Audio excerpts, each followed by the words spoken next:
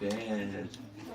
Even two people who share the same space, although it may be a big space, they will feel very much discomfort. So I welcome all of you who are here for this program. We will celebrate a little bit about Lord Ram and speak about Lord Ram. But there's one person whom I want to welcome specially.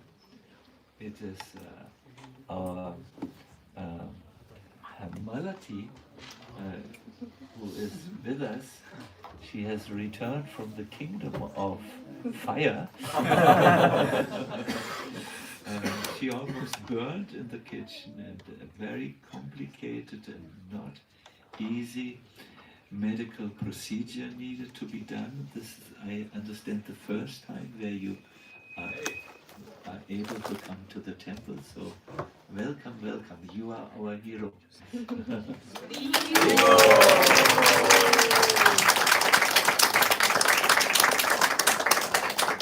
Very much, yes. Your sacrifice to Lord Jagannath will, I think it has been noted by the Lord and by the devotees. Thank you, thank you. Good. Today's kirtan event is a special one in that it is connected with Lord Rama. Lord Rama is famous not only in Indian culture, in Indonesian culture. You will find in the King's Palace many pictures about Lord Ram's pastimes and adventures. Lord Rama is a very, very special manifestation of Lord Krishna. And today you can look on the altar. Lord Jagannath has taken on the color of Lord Ram, and he is together with his celebrated bow, with which he upholds Rama. So Lord Rama is that manifestation of the Lord who is taking care of the universal law of Dharma. I want to speak a few words in glorification of Lord Rama before I do my kirtan. So please, we can just start. Repeat after me.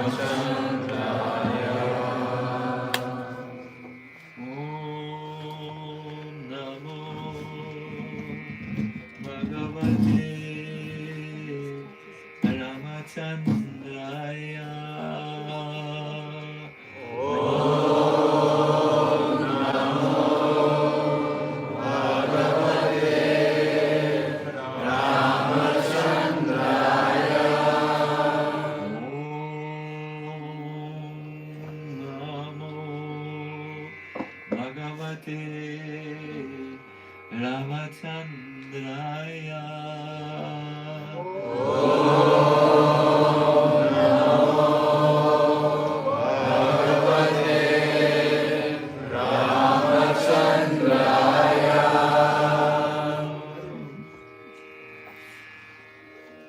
Once the great Saint Narada Muni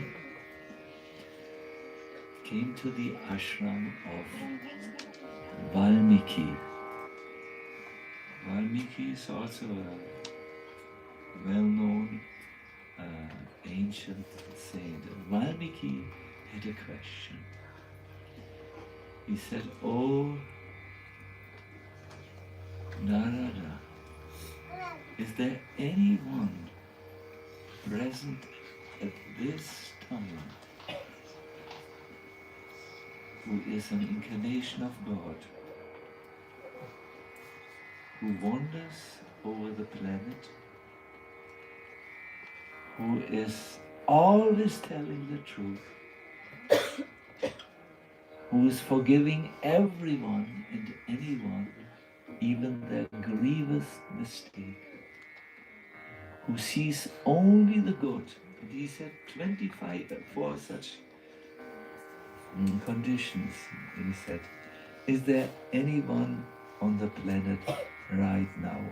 Because I wish to take shelter under that Lord who incorporates all good characteristics. Narada Muni went into meditation, and when he came out of his meditation, he said, yes, Lord Rama is presently incarnated, and he is the upholder of Dharma. He is righteous, he is truthful, he is forgiving, and more than anything, he is willing to give shelter to those who have no other shelters, and everyone else.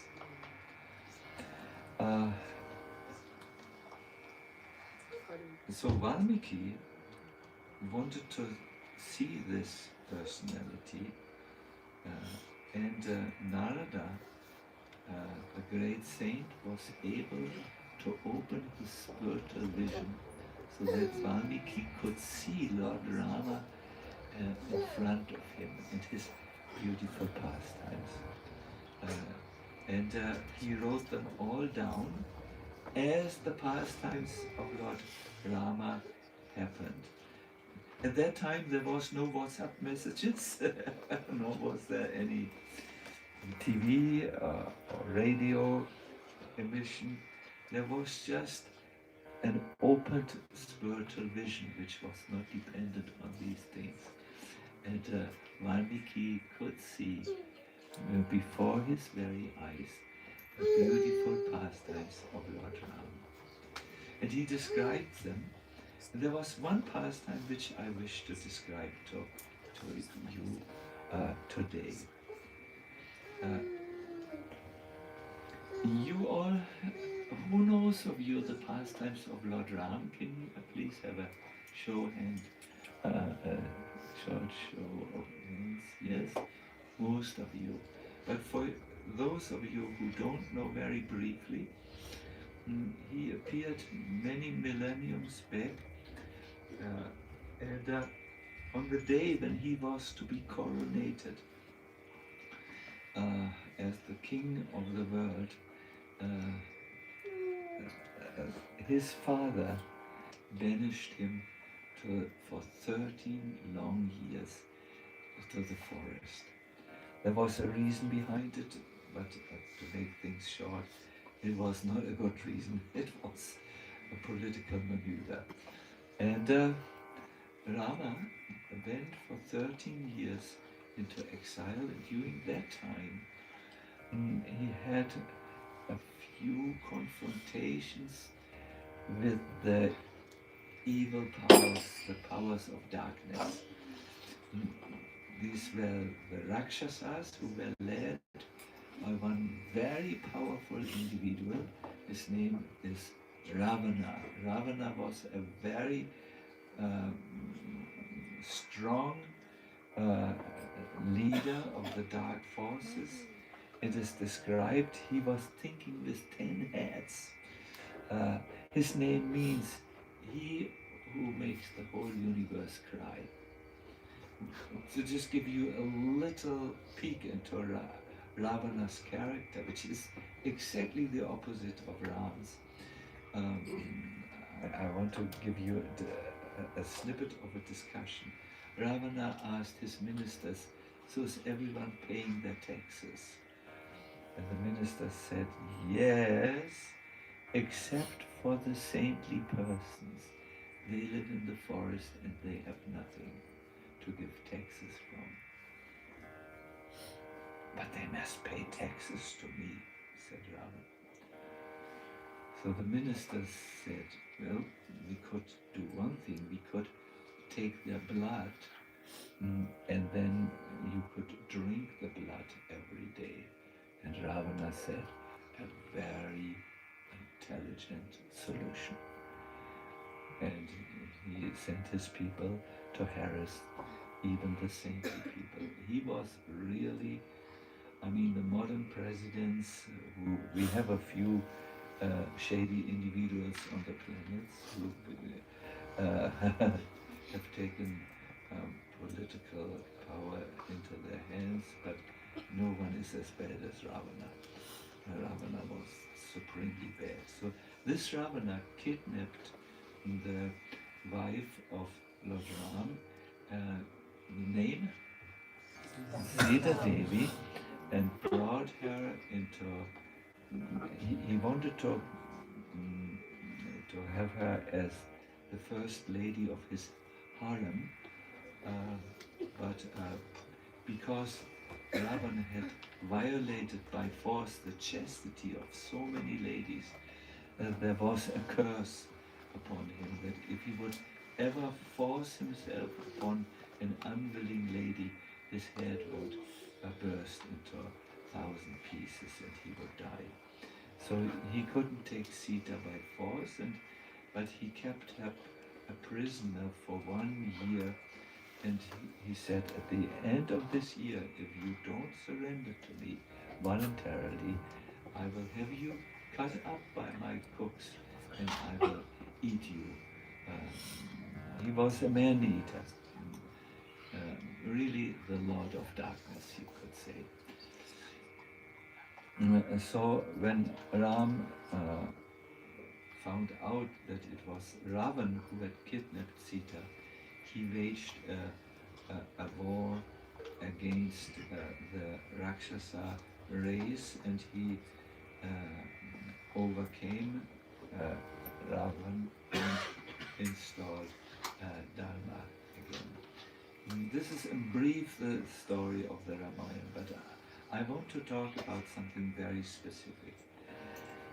So when Rama came with this army of Vanaras at the banks of the ocean, he didn't know how to cross the ocean. But somehow or other, Hanuman, who was leading the forces of Ram, had an idea. He took a stone and he painted the name of Rama on it. It looked like this, but only the stones were proportionally bigger. This is a downsized model. And when he put the stones into the ocean, those who had no Rama written on them sank in the ocean, but the others floated on the ocean. I am happy to report to you that when I visited Dwarka, I saw a well, and in the well there was a stone like this, which was floating. It was not porous, it was a massive stone, and it had the name Ram on it, and it was therefore not sinking, because even the planets which float in the universe are not falling down, because by the Lord's energy they are kept in space and they are floating. So what is the problem for Ram to make a few stones float? No problem. Those of you who afterwards you can come and see these Rama stones. I don't know, maybe they are also floating. Have you tried this? I can imagine they will float, because these are porous stones. they have air bubbles inside, but the original Ram bridge is made of these Rama stones, you could say. So, and Ram took his. So when Ram wanted to, when the bridge was ready, a huge, colossal bridge, which connected the southern tip of India with the kingdom of the Rakshasas, which was on the island of Lanka, or Ceylon. Uh, then at that time something important happened, which Guru Krishna will help me with this mobile telephone. The brother of Ravana, the brother of the demon king, came and said he wanted to take shelter at Rama's lotus feet. He was going away from supporting his brother, but he wanted now to be on the side of Ram. Now all the ministers of Ram who were with him said, he just wants to come close to you, and when he is a meter distance or 2 meter distance, he will jump up, take his knife and kill you. He should not be accepted.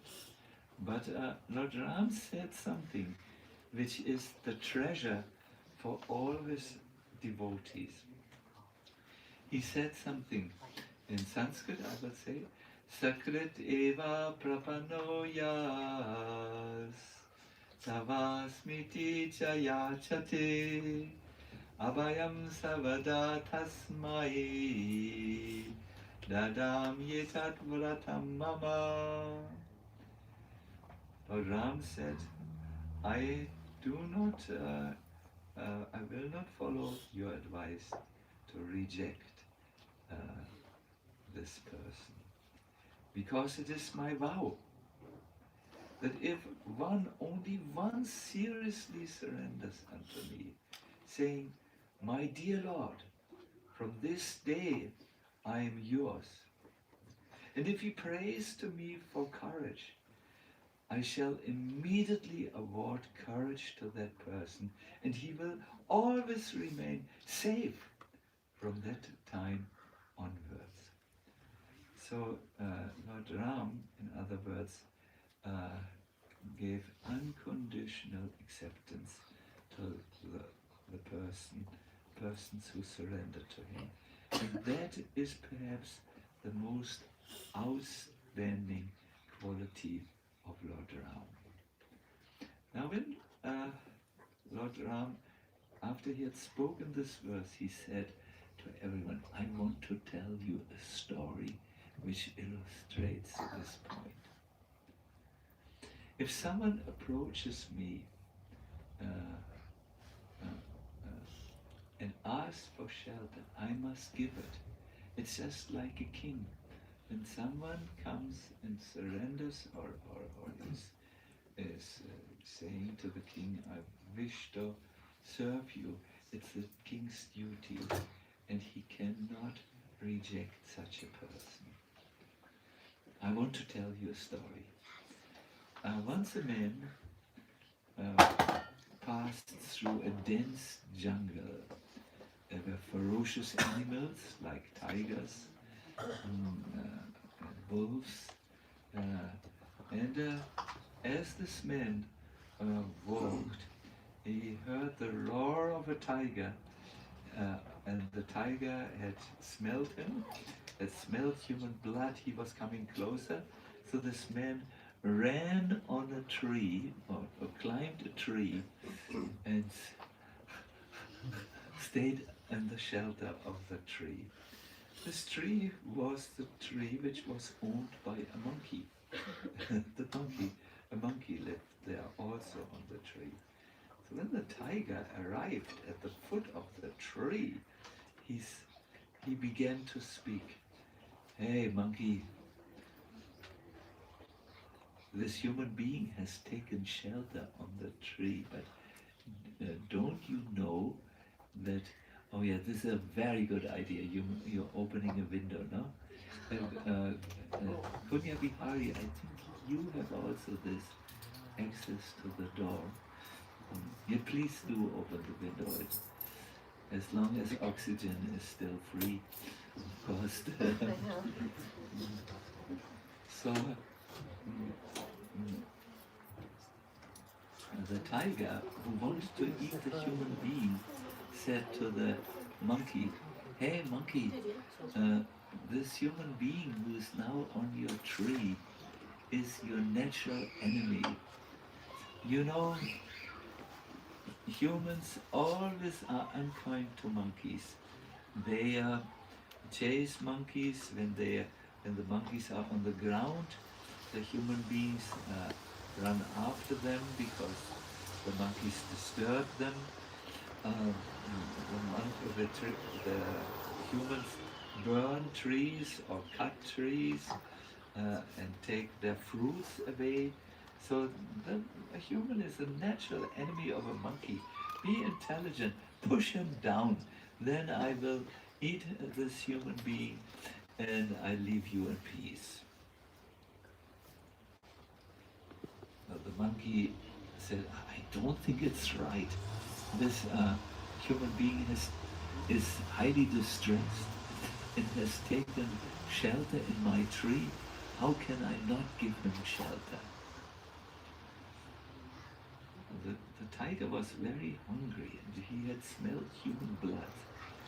So he thought for a moment and then had an idea. So he said, okay, my dear human being, you are following the conversation. I request you to push down the monkey, because then I will eat the monkey, then my stomach is full, and I will not be interested to eat you any longer. So the human being thought twice. So good idea, if I can save my life by sacrificing the monkey, fine. So he went to the monkey and gave him a strong push and the monkey fell down.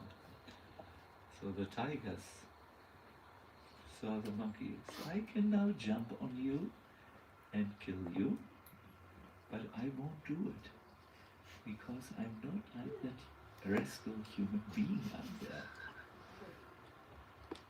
I love you. You are my friend.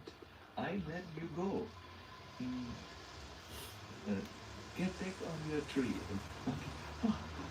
Jumped on the tree, and when he was up on the tree, the tiger said, have you seen what this human being is able to do? You have not sacrificed him, but he has sacrificed you. Push him down. Political arrangements. So the monkey said,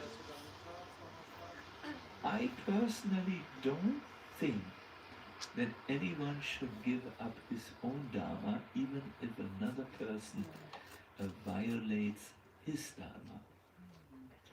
Yes, the human beings have become influenced by selfishness and so on, and have given up their dharma. And yes, I'm an animal, I have no dharma, only to eat. But still I have some sense of what is right and what is wrong. Although the human has forgotten, I remember, and if I go against my own dharma, I break my own heart. I will not do this. So, said Ramachandra, you understand the point? An ideal person will always keep his dharma. And one of the points of this dharma is, when anyone comes for you in a distressed mood and requires your assistance and help, then it is your dharma to give that assistance and help. Beautiful and clear story, no? You can follow? You also follow the intelligence of the tiger?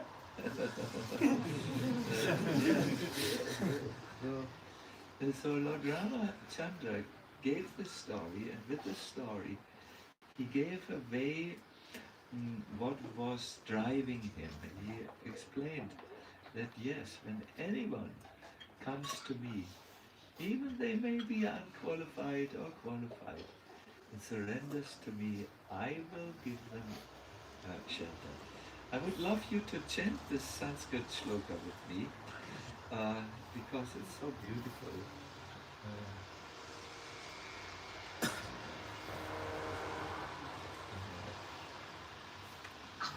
Sakriteva prapanoya Sakriteva Prapanoya Tavasmiti Shayachate Tavasmiti Shayachate Abhayam Savada Tasmai Abhayam Sarvada Tasmai Nadamye Tattvatam Mama Nadamye Tattvatam Mama. Once again, the translation for all of us to relish it. It is my vow, says Lord Rama. My vow, I've given this unbreakable promise that if one only once, one time, seriously surrenders unto me, saying, my dear Lord, from this day I'm yours, and prays to me for courage, I shall immediately award courage to that person, and he will always remain safe from that time on. There is a modern example where the Lord showed this. There is a great devotee called Kabir. Who of you has heard the name Kabir? Yes. He's famous. He was a weaver, and he gave a beautiful analogy. He said, normal people weave or stitch their life together. You know, the life is like a cloth, and they are engaged in making the cloth of their life by moving the thread in this way and moving it from down to up, from left to right, down to up, and then they weave the story of their lives. But I am different. I am the weaver of your name.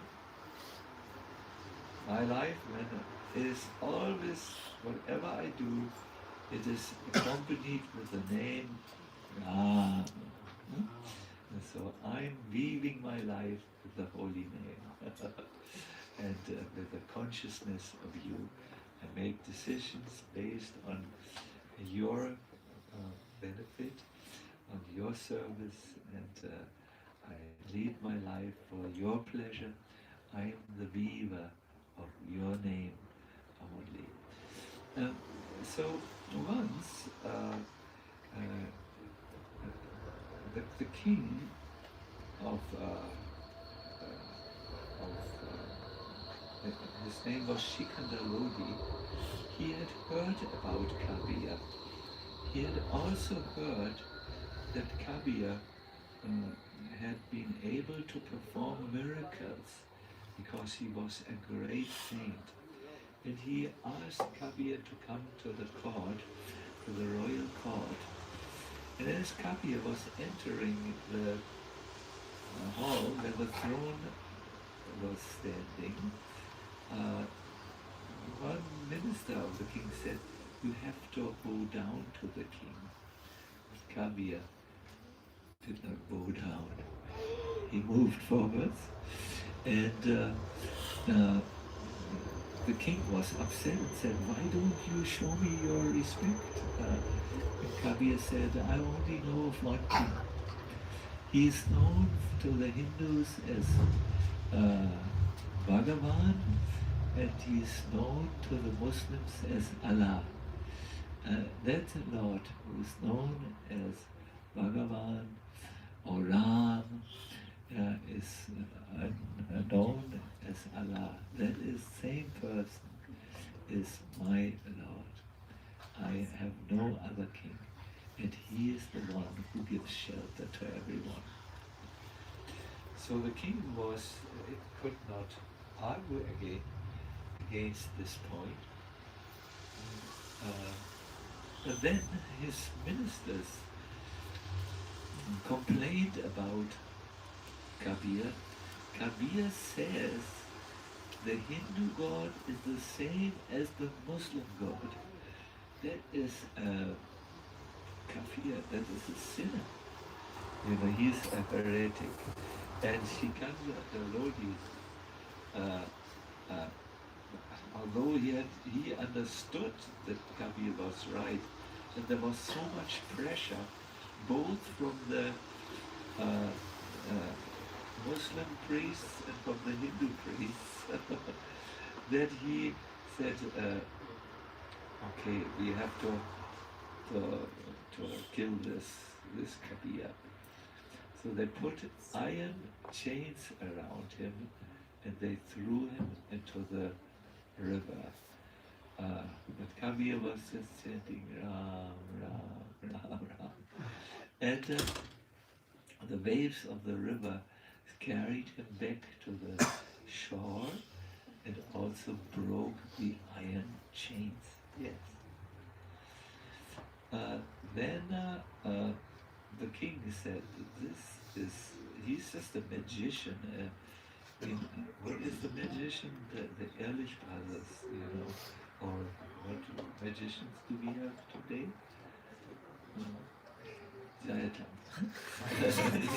Only magicians. So they,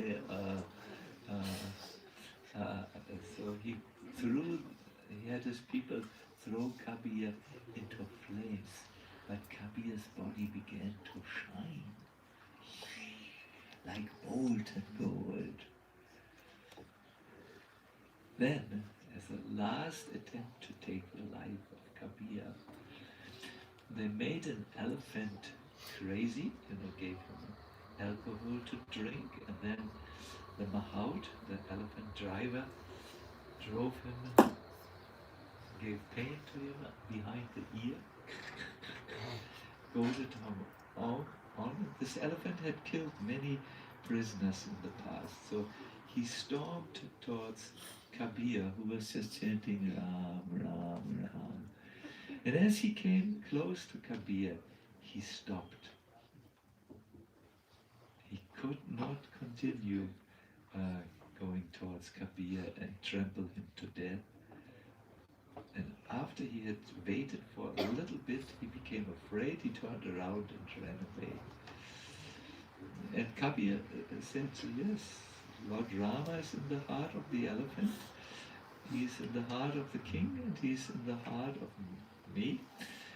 So he has arranged that the elephant cannot trample me.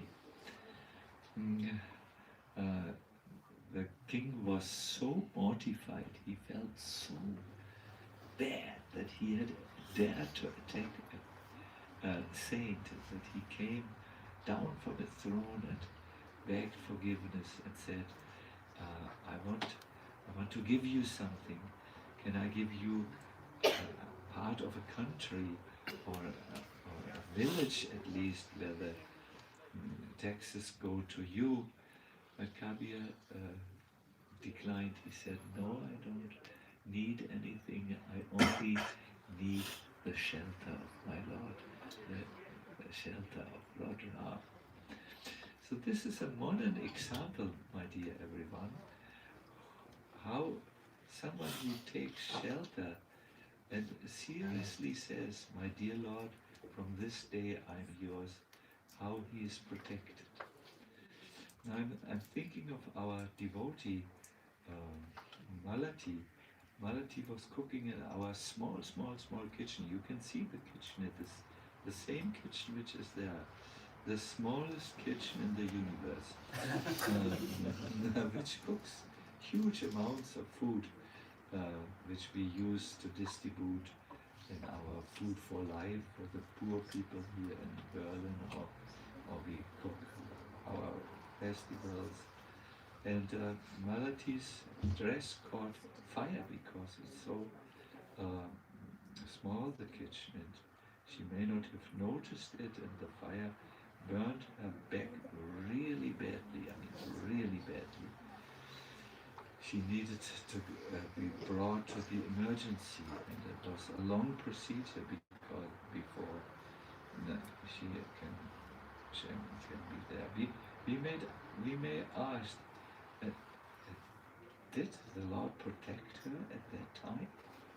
Did he really, was he there for Malati?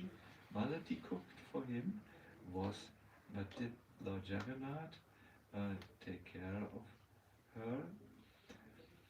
You must know that the protection of the Lord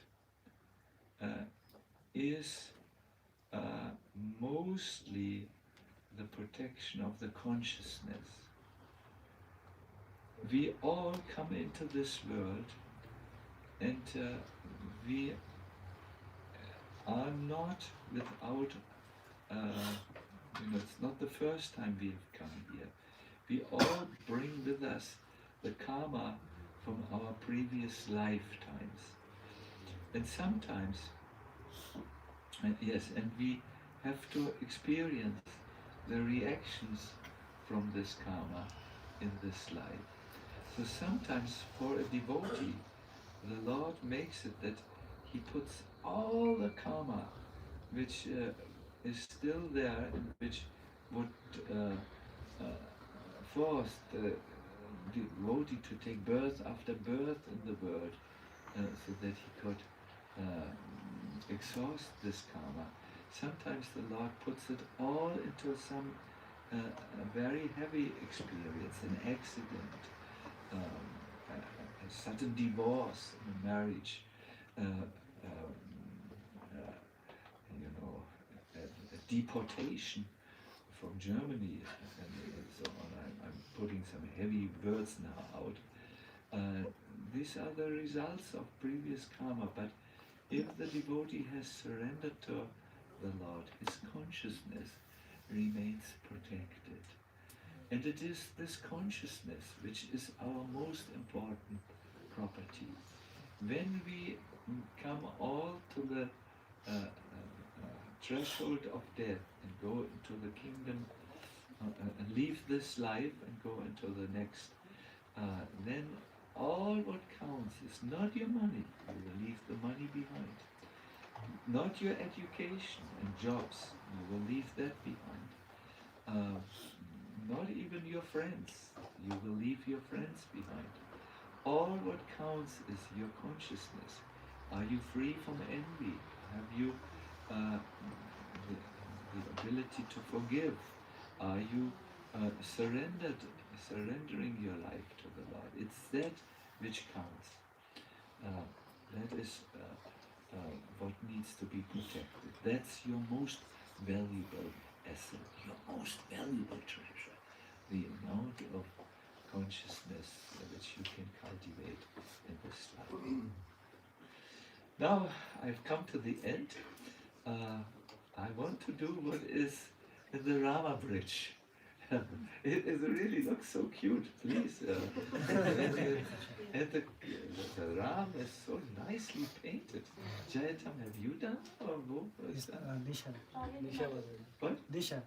Bhavini? No, Nisha Mataji, our Nisha, they are in the back. Nisha stand. Bhavini hat Jagannath angemalt und Nisha hat den Altar dekoriert. Ja, sehr schön. Nisha, these are really, they look like from Lord Rama's bridge, you know. I think this is a stone, it is millions of gold coins valuable, you know.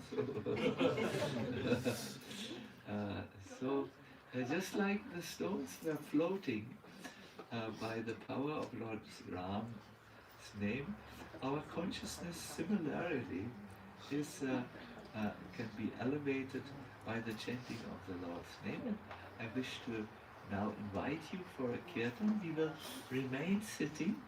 Our Kundya Bihari will from time to time take care of good oxygen.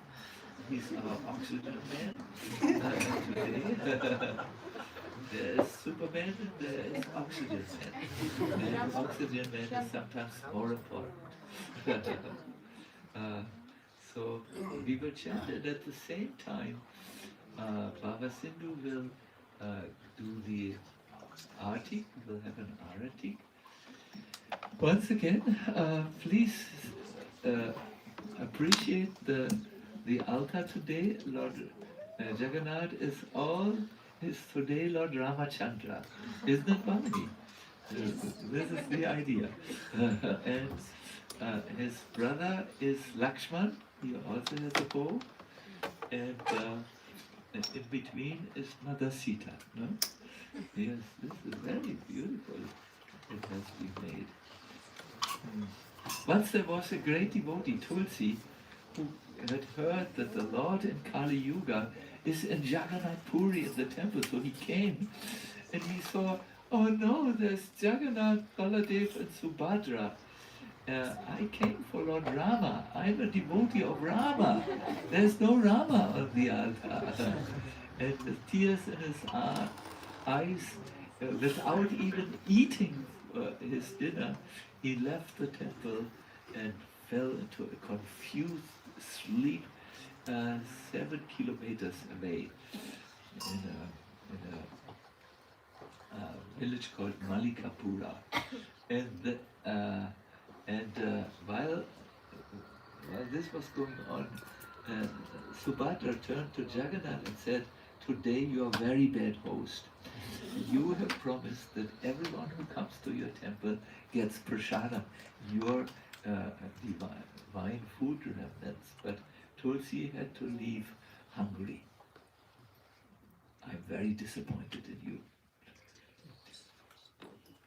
So Lord Ram and Lord Jagannath took this to heart, and in the night Tulsi was awoken by a beautiful, splendorous boy. He was full of light. He carried a huge plate with food.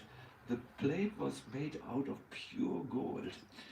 And he said, Lord Jagannath sends me. You are hungry. You have to eat this.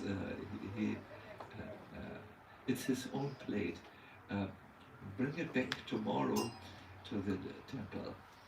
So Tulsi was very hungry. He had slept, but he could not sleep so well because of the hunger. Now he had a plate, and he heard this was a golden plate. It was the plate of the Lord. So he took the little bowls, put the food on some banana leaves, and ate it all up, and then slept again. And in the morning he felt, well, these golden plates, I have to bring them back. So he went back to the temple to bring the plates back. But when he entered the temple, he saw on the altar, not black faced Jagannath, he saw no one else than Lord Ram with his bow like this. And he understood that he needed to look twice. Sometimes when you look first, you can't recognize the Supreme Lord in your life. You have to sometimes look twice, or if you are in Berlin, perhaps 3 times.